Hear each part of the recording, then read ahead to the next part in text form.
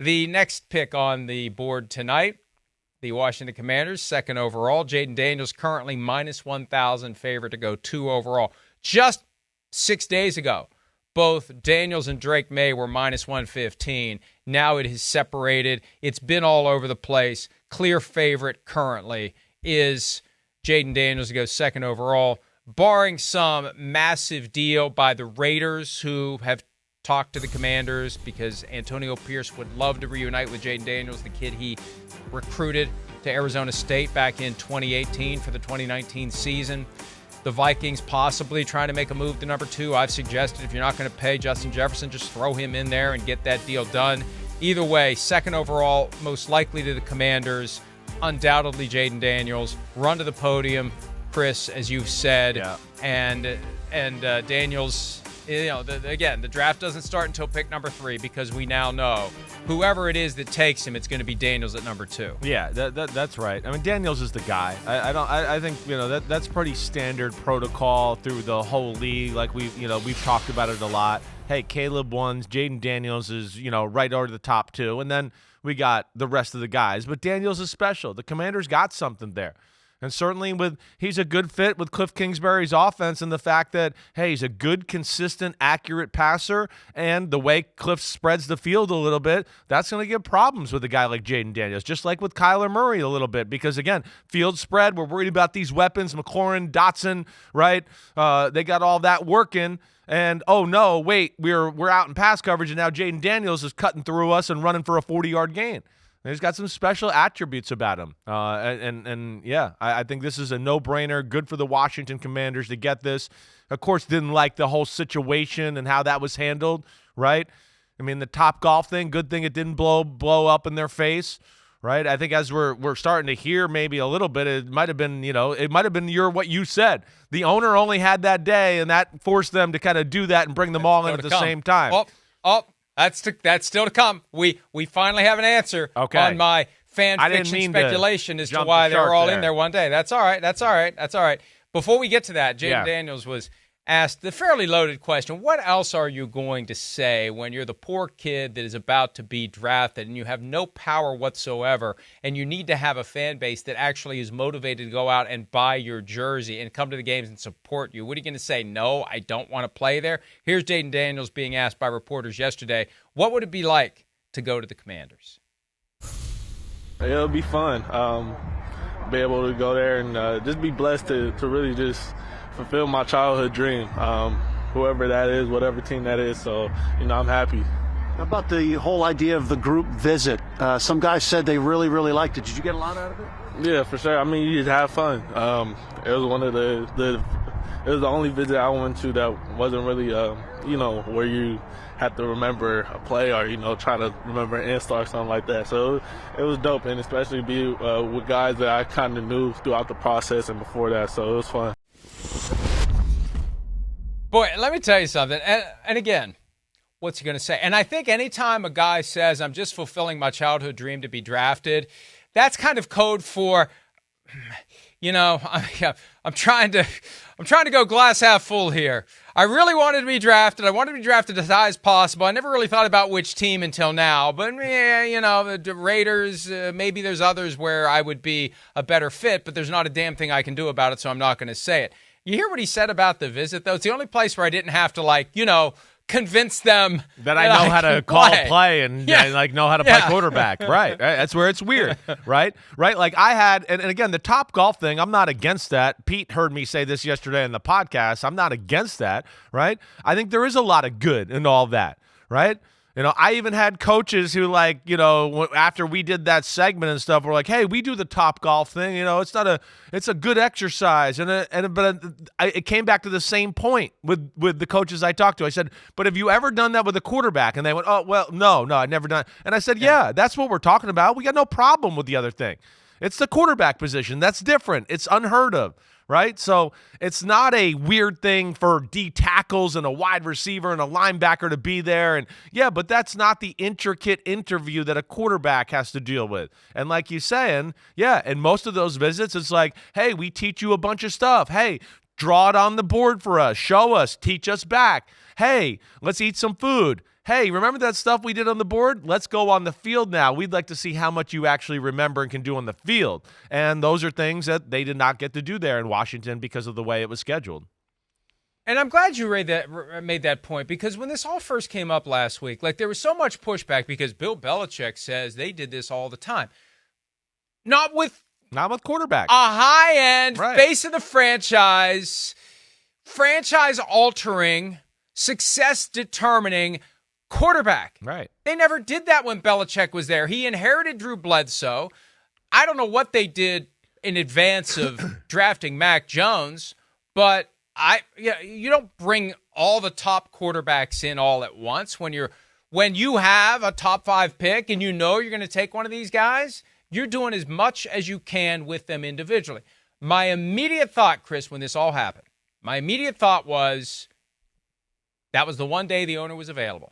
And the owner, he's got that spoon deep in the stew, and he's going to have his input because it's his team, and that's fine. That's fine. Let's just hope that the people who work for him are willing to ignore whatever signs they might be getting from the owner as we get close to the draft. So, like, hey, the owner likes this guy. I mean, David Tepper, he liked Bryce Young. Everybody liked Bryce Young. Even the people who didn't like Bryce Young, they liked Bryce Young over C.J. Stroud last year. That's the danger. So, I've bounced my theory off of a bunch of people, media, agents, team, and they're like, it makes sense. That's the only day that the owner was there and he wanted to meet with all of them. So, coincidentally, yesterday, J.J. McCarthy on the Rich Eisen show admitted. Let's have a listen. Admitted that's why they were all there at the same time to meet with the owner. Here it is.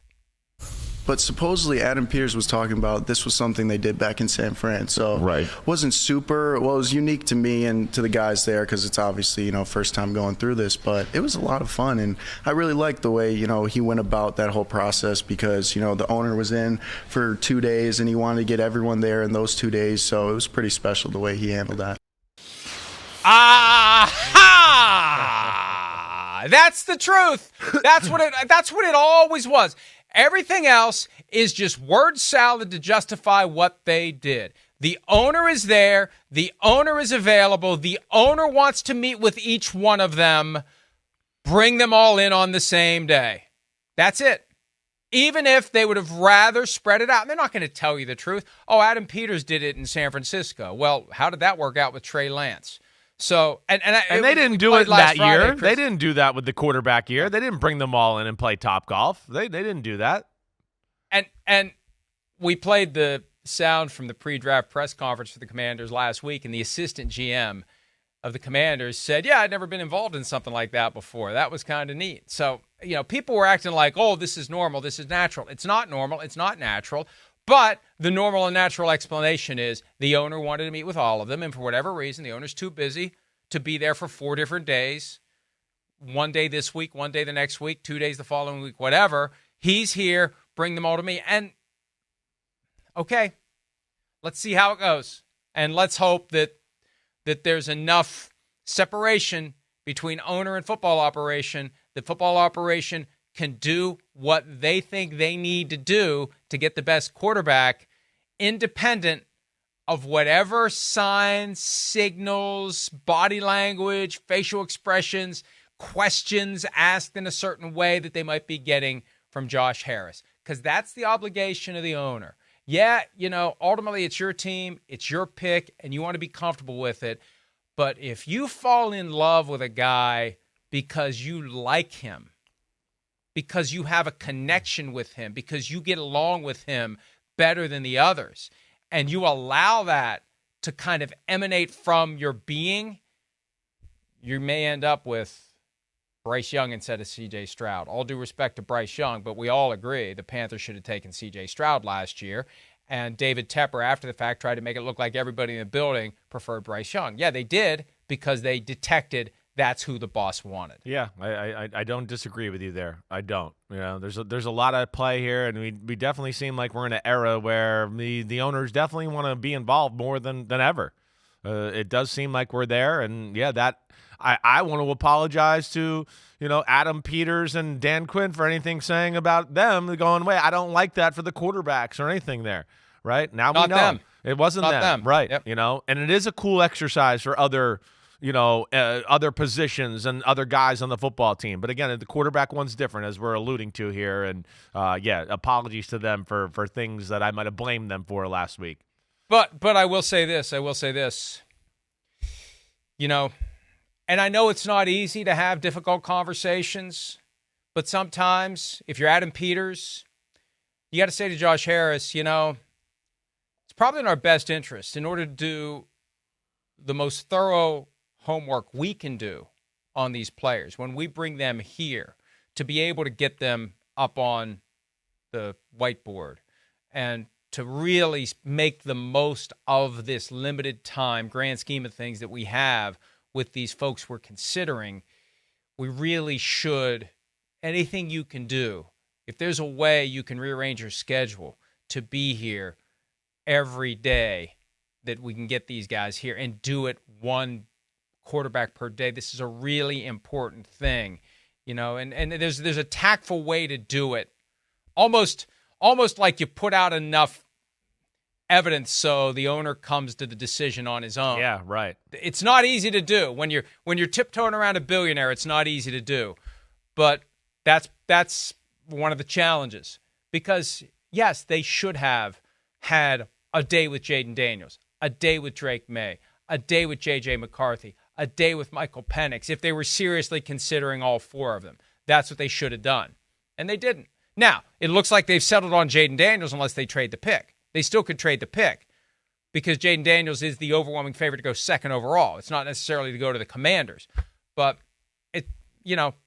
they squandered an opportunity to get more evidence, to get more information, to get more insight, because they brought them all in on the same day, because that was the day the owner had budgeted for this project. Well, yeah.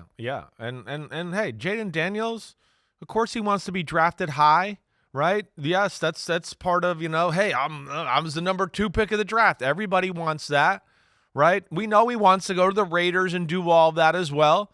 But damn, there's some things, again, about, like we talked about some of the other quarterbacks. The Commanders, they're dying for somebody to come in there and take over and just be the savior of the franchise. And I think that can, be somewhat intriguing to these high-level quarterbacks, because they're like, wait, I can come in here and save the day and build something and, be looked at as, the greatest pillar in the history of the organization.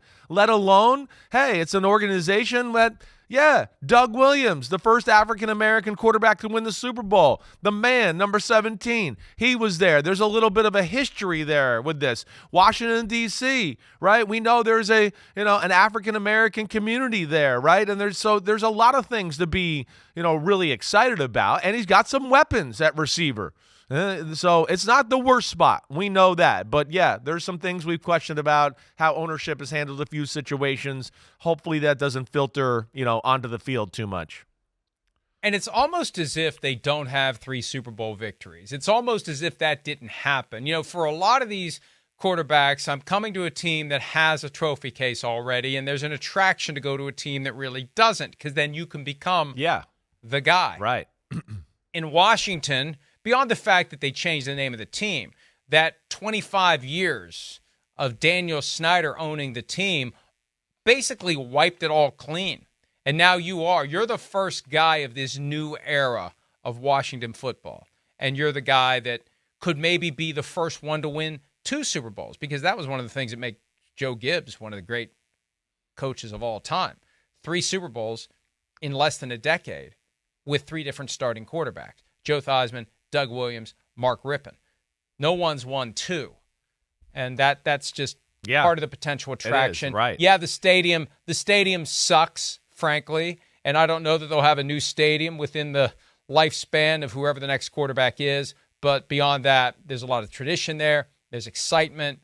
And I know that Commanders fans get upset when we say anything other than everything is great. Well, fans of every team get upset when we say anything other than everything is great. Maybe we should just say everything is great all the time and just be zombies and everything is great. Oh, how about that? Oh, it's great. How about this? Oh, it's great. Here's why. But, yeah, it's good that Daniel Snyder is gone, but that doesn't mean that new ownership is suddenly going to answer all the questions and propel the team to the top of the mountain in a very competitive league. So we'll see if they can pull that off. Hi, it's Mike Florio. Thanks for watching PFT on YouTube. Hit subscribe for the latest news and analysis from Pro Football Talk.